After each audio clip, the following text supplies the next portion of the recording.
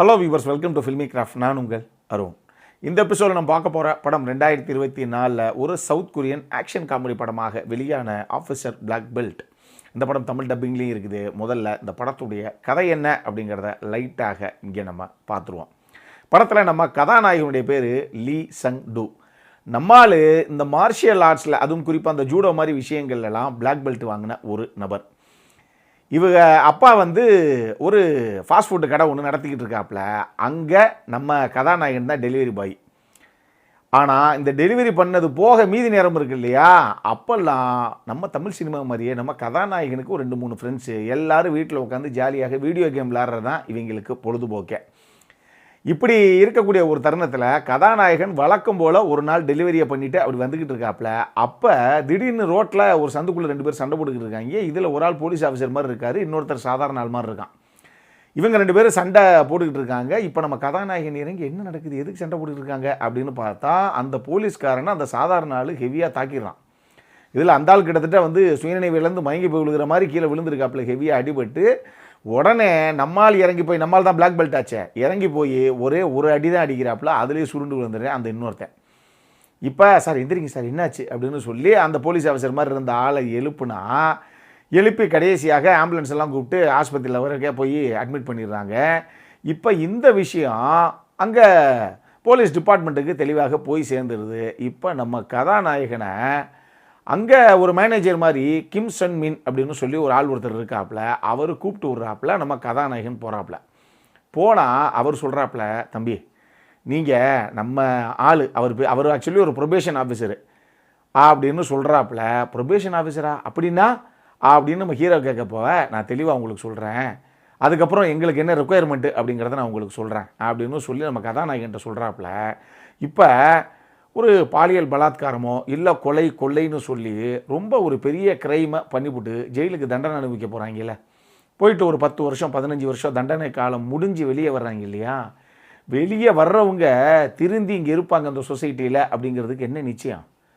அதனால் நாங்கள் என்ன பண்ணுவோம் அப்படின்னா, வெளியே வர்றவங்களுடைய காலில் ஒரு எலக்ட்ரானிக் ஆங்கிள் பிரேஸ்லெட்டுன்னு சொல்லி ஒன்றை போட்டு விட்ருவோம். அது எப்பயுமே ஒரு ட்ராக்கர் டிவைஸ் மாதிரி இருக்கும். நம்ம இங்கே போலீஸ் கண்ட்ரோல் ரூமில் எங்களுக்கு தெரிஞ்சுக்கிட்டே இருக்கும் அந்த நபர், அவர் வீடு எங்கே இருக்குது அப்படிங்கிறது நம்ம ஜிபிஎஸ்ஸில் லொக்கேட் பண்ணியிருப்போம் இல்லையா, அந்த இடத்துல தான் அந்த ஆள் இருக்கானா இல்லை வேறு எங்கேயாவது போகிறானா அப்படிங்கிறத நாங்கள் வாட்ச் பண்ணிக்கிட்டே இருப்போம். ஏன்னா இதுக்கப்புறம் அதே மாதிரி வேறு எதையும் தப்பையும் அவன் பண்ணிடக்கூடாது அப்படின்னு அவனை கண்ட்ரோல் பண்ணுறதுக்காக நாங்கள் இதை ட்ராக் பண்ணிக்கிட்டே இருப்போம். இப்போ இதில் அவங்க காலில் மாட்டியிருக்க அந்த எலக்ட்ரானிக் பிரேஸ்லெட் இருக்கு இல்லையா, அது 30% கீழே சார்ஜ் இறங்கிருச்சு அப்படின்னா நம்ம சிஸ்டத்தில் அந்த இறங்கின நபர்களுக்கு மட்டும் எல்லோ கலரில் இண்டிகேட் பண்ணும். இப்போ உடனே அவங்களுக்கு நம்ம கால் பண்ணி எங்கே இருக்கீங்க, ஏன் உங்கள் காலில் இருக்க பிரேஸ்லெட்டு 30% கீழே சார்ஜ் இறங்குது, உடனே போய் சார்ஜ் போடுங்க அப்படின்னு நீங்கள் சொல்லணும். அவங்க சார் இந்த போட்டுறேன் சார், நான் மறந்துட்டேன் சார் நான் அப்படிங்கிற மாதிரி சொன்னாங்க அப்படின்னா, அது சார்ஜ் போட்டிருக்கானா, அடுத்த ஒரு 2 நிமிஷத்தில் அவன் சார்ஜ் போட்டானாங்கிறத நம்ம செக் பண்ணணும். அப்படி இல்லை, நீங்கள் ஃபோன் போடும்போது அவன் எடுக்கவே இல்லை அப்படின்னா, ஒருவேளை இதே மாதிரியே அடுத்த ஒரு கிரைமையும் அவன் பண்ணுறதுக்கு வாய்ப்புகள் இருக்குது. டக்குன்னு நேர அவன் வீடு எங்கே இருக்குது இல்லை கடைசியாக அவன் லொக்கேஷன் எங்கே காட்டுதுங்கிறத போய் அவனை அங்கேயே பிடிச்சி என்ன பண்ண, ஏன் என்ன ஏது அப்படின்னு அவனை அரெஸ்ட் பண்ணி திருப்பி உள்ளே ஓட்டுறணும். இதுதான் நம்மளுடைய வேலை. இதுக்கு தான் ப்ரொபேஷன் ஆஃபீஸர்ஸ் அப்படின்னு சொல்லி ஒரு சில பேரை நாங்கள் நியமிச்சிருப்போம். நீங்கள் டெலிவரி பண்ணிட்டு வரும்போது ஒரு ஆள் ஒரு போலீஸ்காரனை போட்டு அடித்தானே, அந்த போலீஸ்காரன் ஒரு ப்ரொபேஷன் ஆஃபீஸர். அந்த அடித்தவன் இதே மாதிரி பரவாயில்ல வெளியே ஒரு குற்றவாளி, அவன் காலில் இருக்க அந்த பிரேஸ்லெட்டை அவன் கழட்டி போட்டான் அப்படிங்கிறனால தான் கேட்க போனார் இந்த ப்ரொபேஷன் ஆஃபீஸரு, இவரையும் போட்டு அடிச்சு போட்டான் அவன். இந்த மாதிரி எங்களுக்கு நீங்கள் காப்பாற்றி ஹாஸ்பிட்டலில் அட்மிட் பண்ணிங்களே ஒரு ப்ரொபேஷன் ஆஃபீஸரு, அவர் டியூட்டியில் ஜாயின் பண்ணுறதுக்கே இன்னொரு 3 வாரத்துக்கு மேலே ஆகும், அந்தளவு கொஞ்சம் ஹெவிலி இன்ஜூர்டு அப்படிங்கிற மாதிரி சொல்கிறாங்க. நீங்கள் பயங்கரமாக சண்டை போட்டிங்களாமே, நல்லா சம்பவம்லாம் பண்ணுவீங்களாமே சொன்னாங்க நம்ம டிபார்ட்மெண்ட்டில். நீங்கள் ஏன் எங்ககிட்ட ஒரு ப்ரொபேஷன் ஆஃபீஸர்ஸுக்கும் கீழே ஒரு அசிஸ்டண்ட்டு மாதிரி மார்ஷியல் ஆர்ட்ஸ் ஆஃபீஸர் அப்படின்னு சொல்லி ஒரு பதவி ஒன்று இருக்குது. அதில் இந்த மாதிரி ஜூடோ கராத்தே இதெல்லாம் பிளாக் பெல்ட் வாங்கின ஆளுக மட்டும்தான் உள்ளே எடுப்போம். ஏன்னா முக்கியமான ஒரு இடத்துக்கு போனோம்னா, ஒரு இக்கட்டான சூழ்நிலை மாட்டிக்கிட்டோம்னா அந்த மார்ஷியல் ஆர்ட்ஸ் ஆஃபீஸர் தான் உள்ள களத்தில் இறங்கி சண்டை போட்டு ப்ரொபேஷன் ஆஃபீஸரையும் சேர்த்து காப்பாற்றணும். அப்படி ஒரு வேலை நம்மக்கிட்ட இருக்குது, நீங்கள் வந்து ஜாயின் பண்ணிக்கங்களேன் அப்படின்னு சொல்ல போக, சார் எனக்கு இதெல்லாம் ஒத்து வருமா அப்படிங்கிறாரு நம்ம ஹீரோ. வாங்க தம்பி அப்படின்னு சொல்லி உள்ளே தூக்கி உட்கார வைக்கிறாப்புல அந்த மேனேஜரு. இதுக்கப்புறம் அடுத்தடுத்து இந்த கதையில் அரங்கேறின சம்பவங்கள் தான் இந்த படத்துடைய மொத்த கதையே. இந்த படத்தை பொறுத்தளவுக்கு ரொம்ப சின்ன படங்க, ஒரு 1.25 மணி நேரம் நெருக்கி ஓடக்கூடிய ஒரு படம் தான் இது. இதில் 1 மணி நேரத்துக்கு அப்புறம் தான் சம்பவத்தை ஆரம்பிக்கிறாங்க. முதல் 1 மணி நேரம் சும்மா ஜாலியாக ஹீரோ யார், எப்படிப்பட்ட ஆள், அவருடைய ஃபேமிலி பேக்ரவுண்ட் என்னன்னு சொல்லி கதைக்களத்தையும் கதாபாத்திரத்தையும் எஸ்டாப்ளிஷ் பண்ணுறதுக்கே 1 மணி நேரம் மேக்ஸிமம் எடுத்துக்கிறது இந்த டீம். இருந்தும் பெருசாக நமக்கு போர் அடிக்கலை அந்த ஃபர்ஸ்ட் ஹாஃபே கூட. ஆகா ஓகோ அப்படின்னு நான் சொல்ல மாட்டேன், பட் டெஃபினட்டாக போர் அடிக்காமல் போட்டு விட்டால் அது மாட்டுக்கு ஒரு பக்கம் ஓடும். கடைசி 3/4 மணி நேரம் நிறைய ஆக்ஷன் சீக்வன்ஸு அப்படி இப்படின்னு பரபரப்புடைய உச்சியிலேயே வச்சுருக்காங்க ஆடியன்ஸை. அதனால் அது டெஃபினட்டாக நம்மளை கவர்றதுக்கான வாய்ப்புகள் இருக்குது.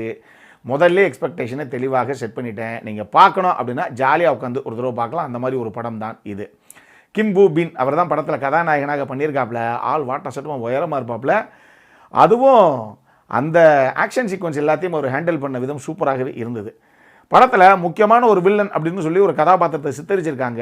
பொதுவாகவே ஒரு வில்லன் கதாபாத்திரங்களை அந்த கேரக்டரைசேஷன்லேயே ஒரு முக்கியமான மேட்ரு என்ன அப்படின்னா, அவன் எந்த அளவுக்கு மோசமானவன் அப்படின்னு காட்டுறது ஒரு பக்கம், அவன் எந்த அளவுக்கு கொடூரமானவன் அப்படிங்கிறத காட்டுறது ஒரு பக்கம். இந்த படத்தில் அந்த வில்லன் வந்து எந்த அளவுக்கு ஒரு மோசமான பேர்வழி அப்படிங்கிறத கிளியராக போர்ட்ரே பண்ணிட்டாங்க. ஆனால் எந்த அளவுக்கு அவன் கொடூரமானவன் அப்படிங்கிற ஒரு விஷயம் இருக்கு இல்லையா, ஆத்தோடியோ மட்டும் போனால் என்ன ஆகும் அப்படிங்கிற அந்த ஒரு ஃபீல் வரணும் இல்லையா. அப்படி ஒரு வில்லனாக இவங்க பெருசாக போர்ட்ரே பண்ணலை. அதையும் பண்ணியிருந்தாங்கன்னா இந்த கதையெல்லாம் வேறு லெவலுக்கு தெரிஞ்சிருக்கும். இருந்தும் கடைசியில் ஒரு சில ஆக்ஷன் சீக்வன்ஸு அப்படி இப்படின்னு சொல்லி வச்சு கொஞ்சம் மெயின்டைன் பண்ணிட்டாங்க. இதையும் நான் உங்களுக்கு தெளிவாக சொல்லிடுறேன். இந்த படத்தை பொறுத்தளவுக்கு சினிமோட்டோகிராஃபி, மியூசிக்கு, எடிட்டிங்கு, படத்துடைய சவுண்ட் டிசைனிங்கு, ஒரு சில இடங்களில் ப்ரொடக்ஷன் டிசைன் டீமுடைய ஒர்க்கு அப்படின்னு சொல்லி ஆக்ஷன் கொரியோகிராஃபி சேர்த்துக்கலாம். இது எல்லாமே நீட்டாக வந்திருக்குது.